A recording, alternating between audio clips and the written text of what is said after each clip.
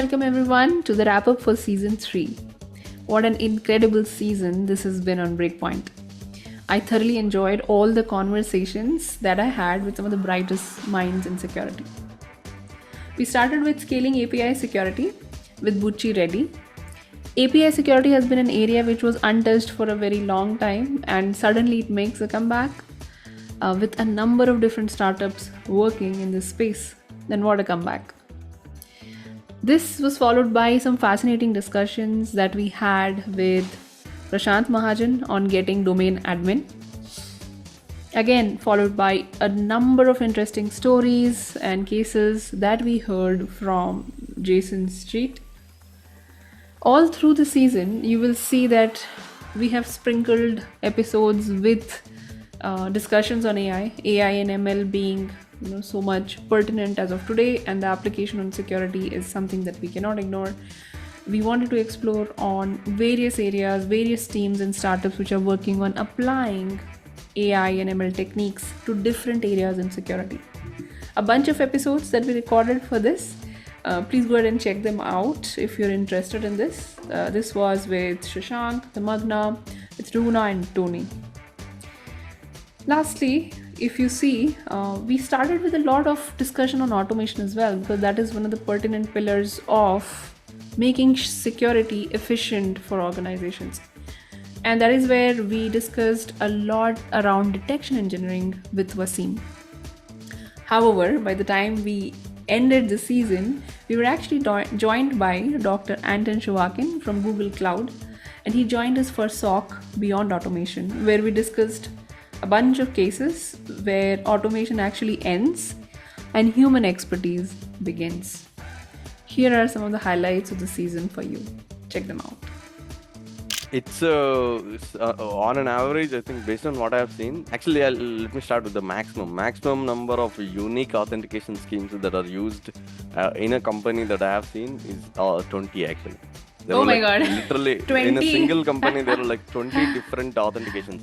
When I say 20 unique, basically there were like even combinations. So there were cases, header is named as X-API key. In some cases it was just API key is the header. Were they selling authentication by any chance? No, if you actually go back, the reason it happens is in today's world, let's go back to the fundamentals, right? We want every business to innovate, move fast, innovate, and the business needs to move fast so that they grow as a business. And in that process, all the the digital teams or development teams, whatever you call it, they are given autonomy. I think that has become the new culture, right? For the right reasons. So they can pick some of these frameworks, they can use some of the cloud services, and they can start moving fast. And it's a byproduct of that, because everybody is trying to do the right thing by moving fast and innovating. But in that process, the same standard is not used across the different services, across different teams or different BUs. It is bound to happen. Yeah. They're not using the exact same code to actually authenticate service A and service B, basically.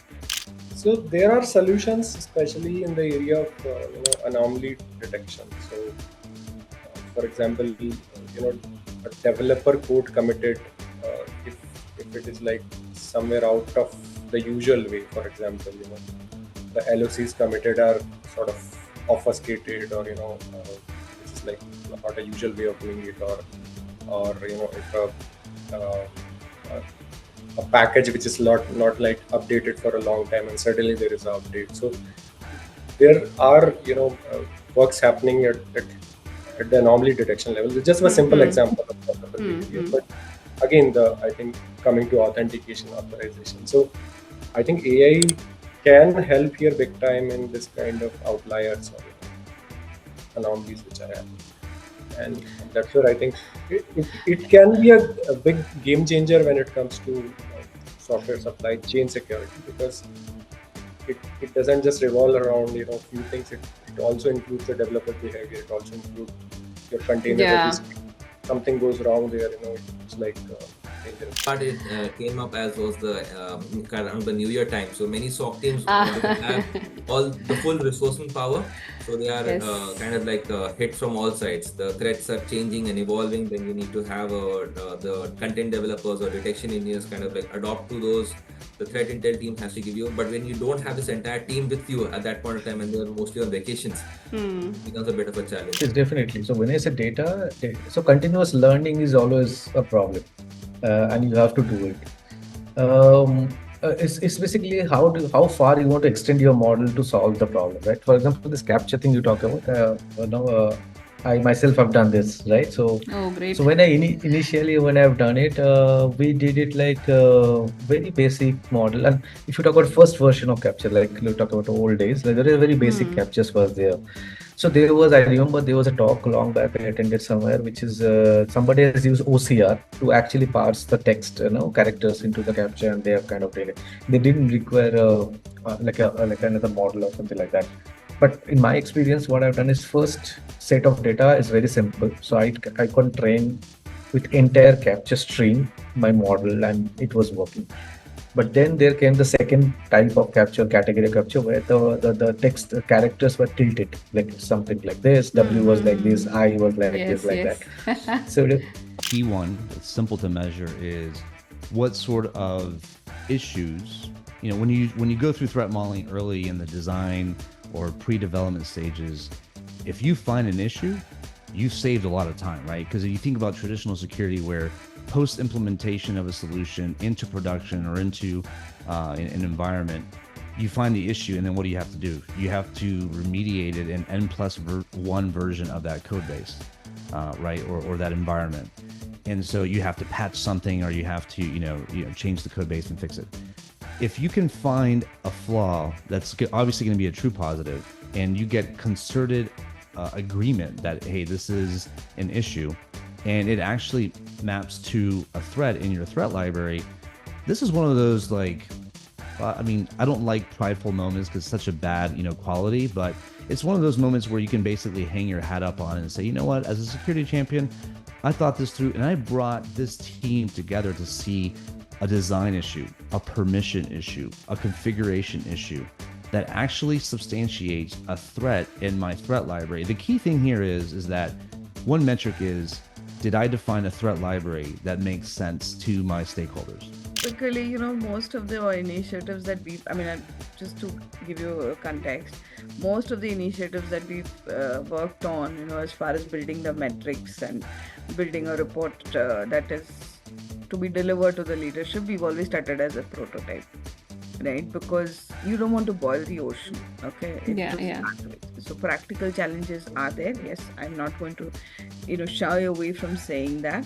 And therefore, it's important that you try and use maybe some part of the business or some part of your whole cybersecurity landscape and say you will try attempting a report just using, that particular section. I think we need to look at AI like old street light gaslighters looked at electricity when it first came out.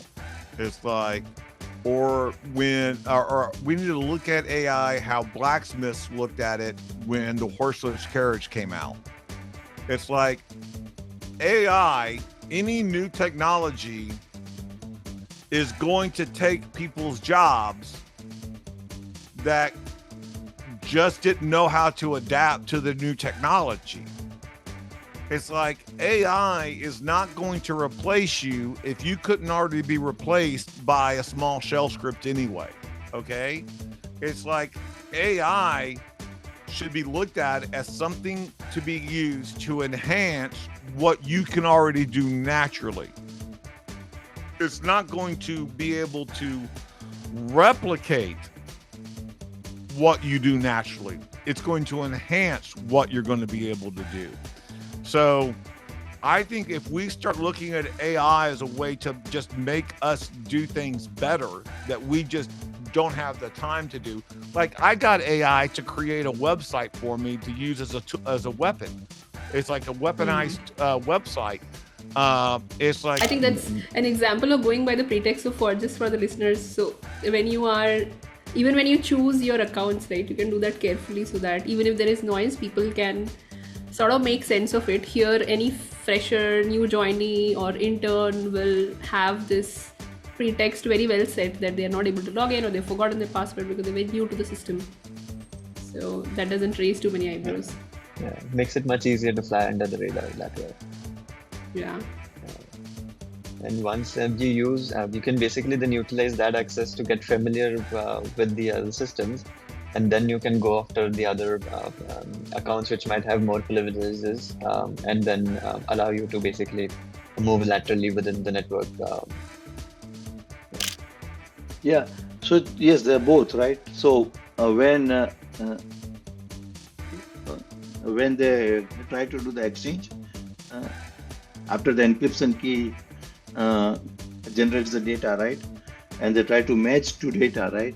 And when they don't match, if it's a wrong key and it doesn't match, at that time, a body control module sends the signal, and it would go to the vehicle's alarm. So it will start that light and sound show, basically like and all the lights and the sound. So that basically turns on. So it's as soon as it detects that it's a wrong key, things goes up and goes on, and it would alert everybody around them that somebody is trying to break into the vehicle. So that is part of the entire anti-theft idea that we have. You can also do like some other stuff, right? You can buy, there is a device which locks the steering itself. So even if they turn the car on, break into the car, all that, they can't move the steering wheel. I hear somebody say automated threat hunting. To me, that's an immediate clash of terms, because hunting is a human-centric, analyst-centric process. And I think the idea is that you kind of create a little bit of confusion, because you obviously want to have automated enrichment. You want to have a lot of automation to support. People have used Yuba, the ML type of stuff, as hunting clues. What they have is here's the vague anomaly. Hey, analyst, would you want to explore similar things or explore around it? Now with Gen AI, you can ask it to generate good hunting prompts or good hunting queries, and then you go try looking for an attacker. So the interesting bit is that there is automation in support of hunting, but to me, very specifically, there's no automated hunting. Rather, automated hunting isn't hunting. Automated hunting is some other security process. Maybe it's improved detection, maybe it's historical detection. But ultimately, if you are hunting, that means that it is an analyst-centric process, and it is humans at the very center of this. I'll add another blog that kind of compares hunting to just historical searches. But it also doesn't mean that it absolutely has to be manual. It has to be like you take a shovel and you go shovel through raw logs. Of course not. So the automation plays a lot of critical supporting roles. So for example, I want to hunt for usernames, but some of the logs would have UUIDs or UIDs of some sort in Windows. So I don't want to manually dereference the IDs to names. I want to be able to search for a name and then see something. So there is a lot of automation to prepare the data, to give me ideas, give me hints, maybe test my ideas, maybe carry over ideas from what the testers have done to sort of have red teaming examples in hunting. All that is automation plays a role, but ultimately it remains to be a human-centric process. Every episode brought something unique to the table, and I am so grateful for all the amazing guests who shared their expertise with us, and for you, our listeners, for joining us on this journey. But guess what? The best is yet to come. We're already cooking up some exciting content for Season 4, and trust me, you won't want to miss it. If you haven't caught up on Season 3 yet, now is the perfect time to go binge watch or listen. And while you're at it, drop your thoughts in the comments or DM me. Especially, what topics or guests do you want to see next? catch the wrap-up video now and stay tuned for an even bigger and better Season 4. See you all in Season 4. Until then, bye-bye.